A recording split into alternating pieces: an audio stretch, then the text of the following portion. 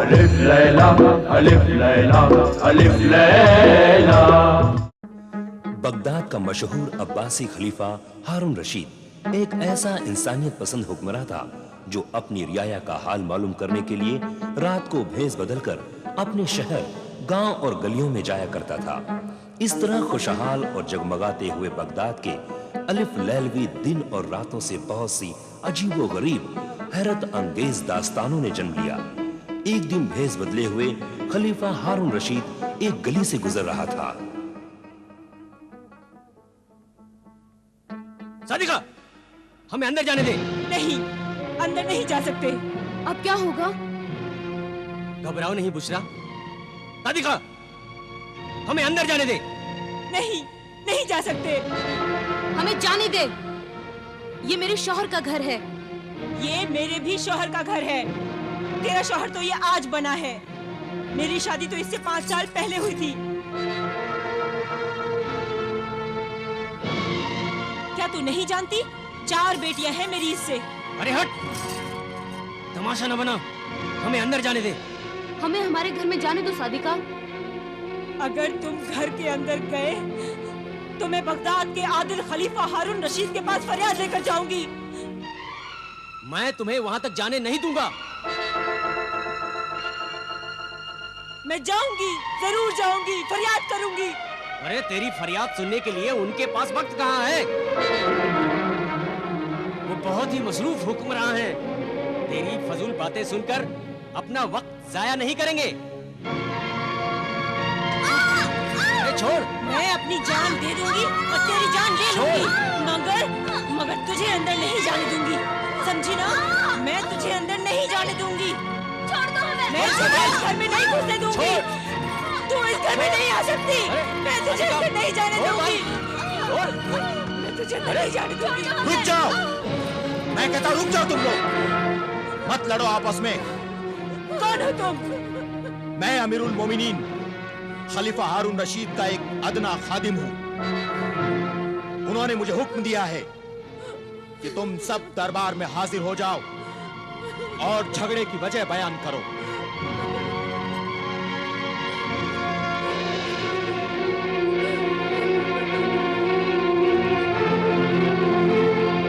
बयान कर फरियादी ज़ौजे रफीक, बयान कर। रफीक और बुशरा, तुम्हें भी सच्चाई बयान करने की इजाजत है।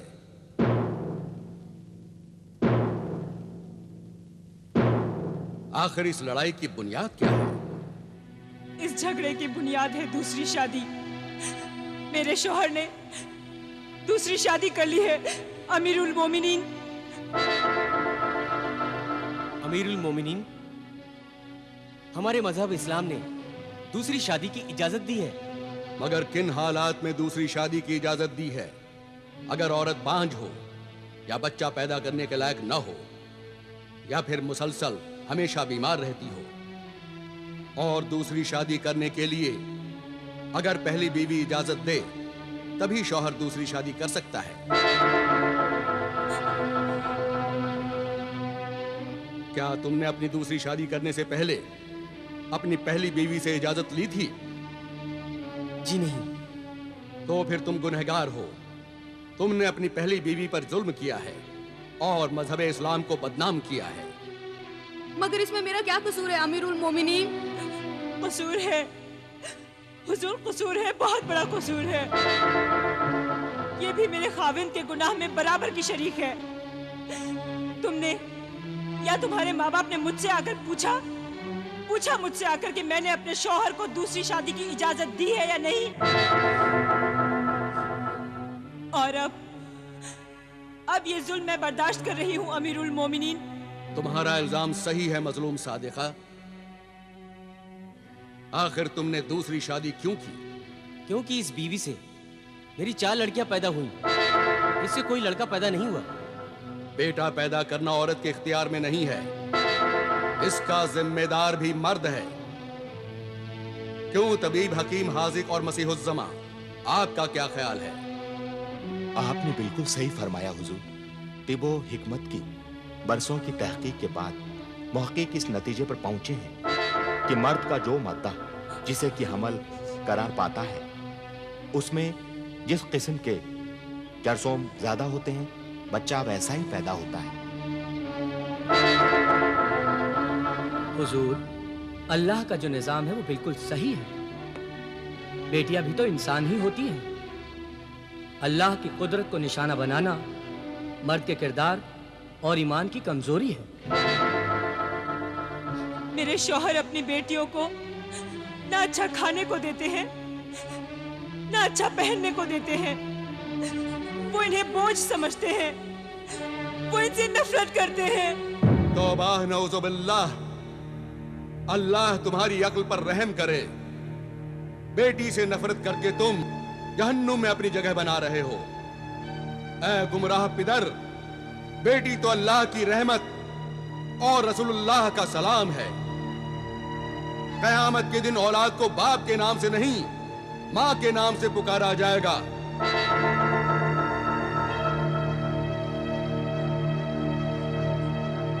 कितना बड़ा दर्जा है औरत का।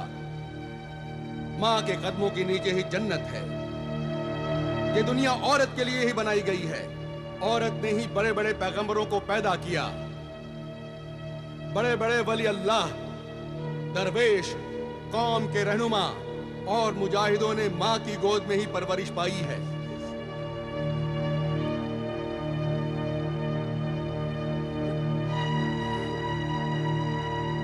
जिन कौमों में औरतों को तड़पाया गया, जलील किया गया, वो कौमें भी जलील होकर तबाह हो गईं। दूसरों ने उन्हें अपना गुलाम बना लिया।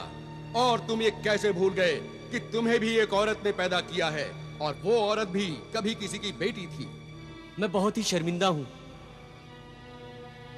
आज तक मैं बेटी को एक बोझ और फकीर समझता रहा।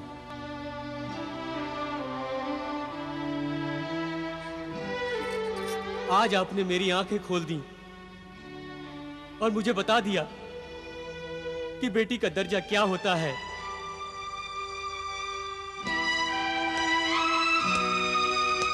मेरी बच्ची, मैं आज तक इन पर जुल्म करता रहा, इन्हें रुलाता रहा, इन्हें कभी प्यार से नहीं देखा।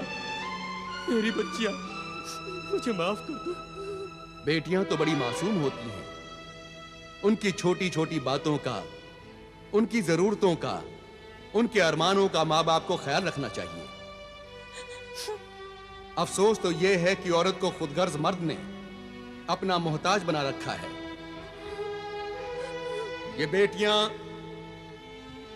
बेटियां बचपन में माँ बाप के सहारे पर, जवानी में शौहर के आसरे पर और बुढ़ापे में अपनी औलाद के रहमो करम पर बेबसी की जिंदगी गुजारती हैं। इसलिए मैके की मेहमान मुसाफिर ये बेटियां अपने ससुराल पहुंचने तक खिदमत करती रहती हैं। इसलिए अपनी बेटियों को खूब पढ़ाओ, इल्म और हुनर सिखाओ, ताकि वो मर्द की मोहताज न रहें और बेसहारा जिंदगी होने पर इज्जत की रोटी खा सकें। याद रखो, बेटों से ज्यादा बेटियां ही माँ बाप से मोहब्बत करती हैं। मुझे माफ कर दीजिए हुजूर, मुझे माफ कर दीजिए। मुआफी मुझसे नहीं, अल्लाह से मुआफी मांग। अपनी मजलूम बीवी और मासूम बेटियों से मुआफी मांग और जा अपनी बेटियों की बेटों की तरह परवरिश कर।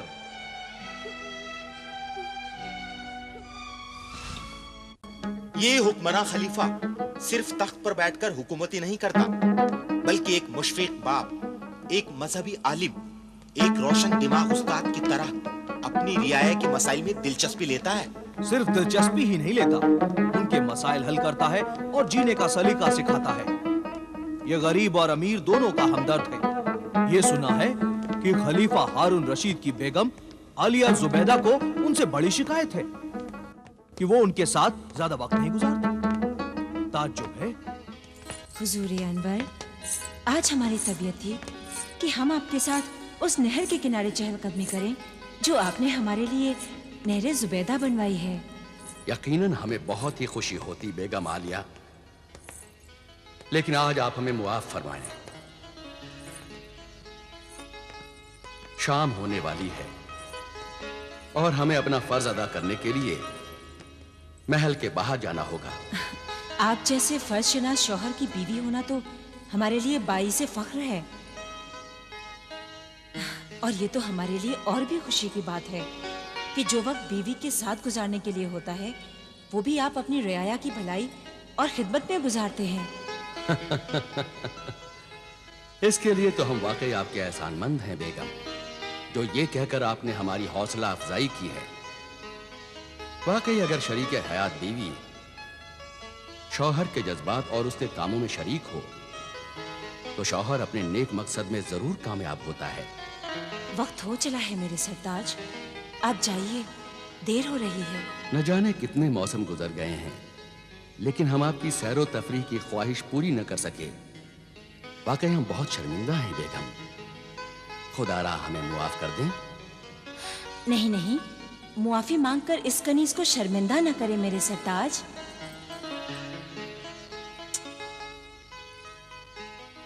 जब बीवी अपने शौहर की हर ख्वाहिश को अपनी खुशी बना लेती है तो उसे किसी बात का अफसोस नहीं होता।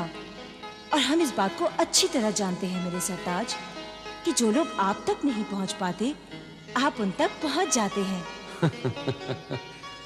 अल्लाह हाफिज। अल्लाह हाफिज मेरे सरताज।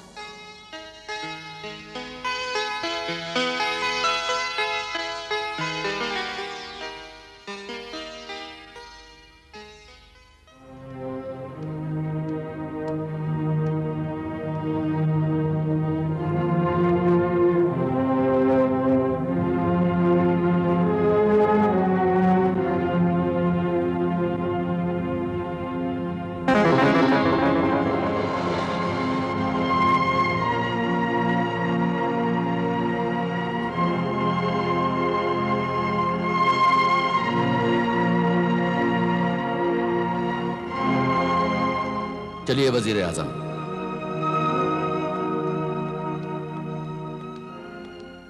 अल्लाह के नाम पर कोई खाना खिला दो, मुझ भूखे फकीर को कोई खाना खिला दो।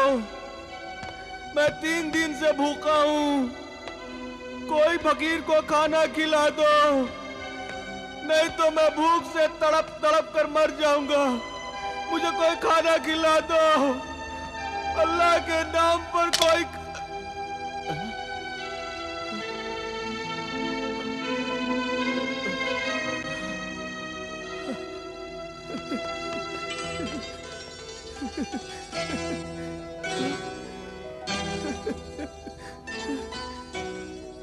दीनार, 1 दीनार, वो भी सोने का। शुक्रिया ऐ मेरे मोहसिन सखी, तेरा बहुत बहुत शुक्रिया। अल्लाह तुझे खुश रखे। जाओ बाबा, नान भाई की दुकान पर जाओ और जो दिल चाहे वो खरीद कर खाओ। खूब पेट भरकर खाना खाना। शुक्रिया है मेरे सखी, तूने मेरा कितना ख्याल रखा कि तूने मुझे सोने का 1 दीनार दिया। तू चाहता तो चांदी का 1 दिरहम भी दे सकता था, मगर तू जानता है कि मैं 1 दीनार लेकर अपनी मनपसंद का खाना अच्छे से खाऊंगा और इसमें से जो रकम बचेगी वो मैं बचा कर रखूं ताकि मैं आइंदा भी भूखा ना रह सकूं, पेट भरकर खाना खा सकूं। शुक्रिया मेरे मोहसिन सखी, तेरा बहुत बहुत शुक्रिया। मेरा शुक्रिया अदा करके मुझे शर्मिंदा न कर। शुक्रिया तो उस अल्लाह का जिसने मुझे इस लायक समझा कि मैं तेरी खिदमत कर सकूं।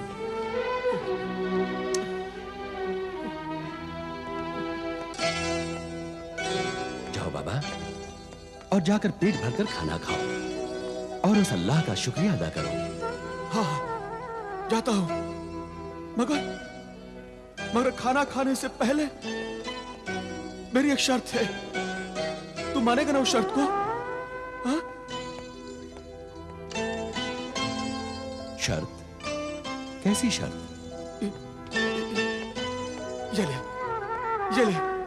ये कोड़ा ले और मेरी पीठ पर 3 कोड़े मार। 3 जब तू 3 कोड़े मारेगा तभी मैं खाना खाऊंगा। क्या तू पागल है नाबीना फकीर?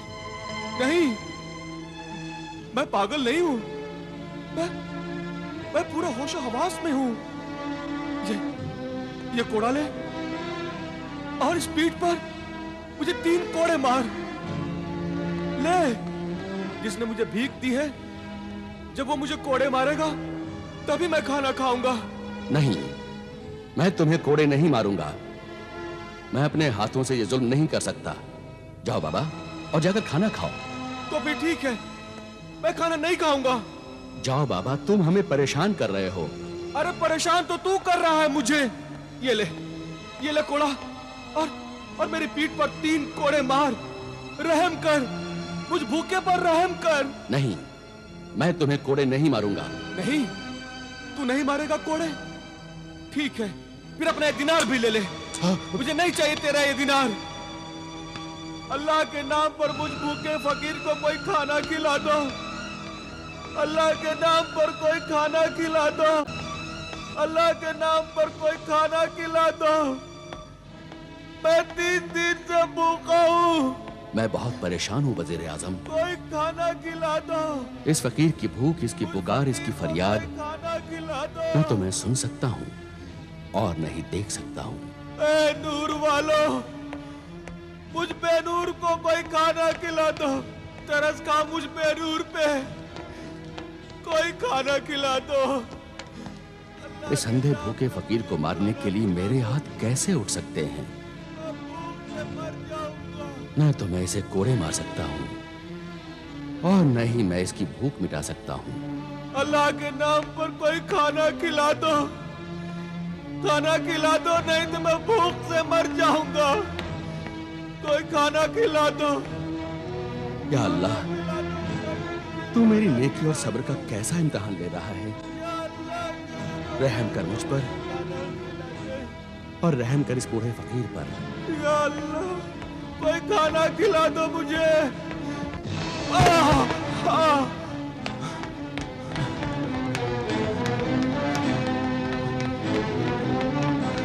अरे बाबा, बाबा, बाबा, उठो बाबा।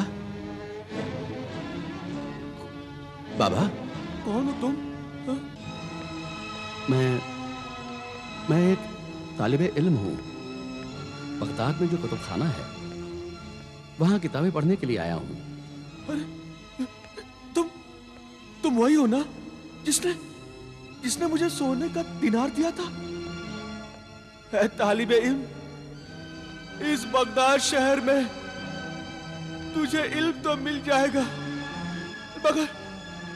मगर मुझ भूखे फकीर को रोटी नहीं मिलेगी। रोटी नहीं मिलेगी मुझ भूखे फकीर को। जरूर नहीं मिलेगी। अल्लाह के बेशुमार नेमतों से मालामाल बगदाद शहर में कोई भूखा नहीं मर सकता। उठ ऐ जिद्दी फकीर, मैं अपने इन बेगुनाह हाथों को गुनहगार बनाऊंगा। मैं तुझे कोड़े मारूंगा और तुझे खाना खिलाऊंगा। तो तू मुझे कोड़े मारेगा? शुक्रिया मेरे मोहसिन सखी, तेरा बहुत बहुत शुक्रिया। ले ये कोड़ा ले और मेरी इस पीठ पर 3 कोड़े मार। ले मार कोड़े। या अल्लाह, मुझे मुआफ करना। मार, जोर से कोड़े मार, तभी मैं खाना खाऊंगा। मार। या अल्लाह, मेरी तौबा है। अल्लाह, मुझे मुआफ करना। मार, दूसरा कोड़ा मार। मार मेरे नेक नफस मददगार, मार। तीसरा कोड़ा मार, जल्दी मार।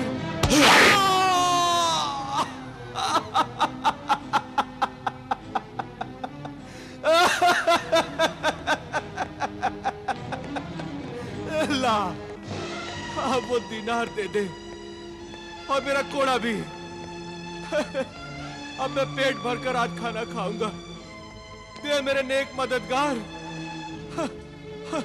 और वो कोड़ा भी दे।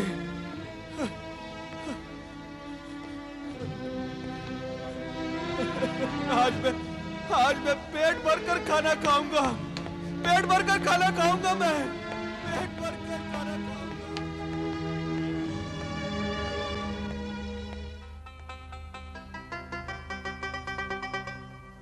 या अल्लाह, तेरा लाख लाख शुक्र है, तूने आज इस भूखे फकीर को खाना खिला दिया। 3 दिन लगे मुझे मेहनत की रोटी खाने के लिए। या अल्लाह, और मेरे उस मददगार की भी मदद करना,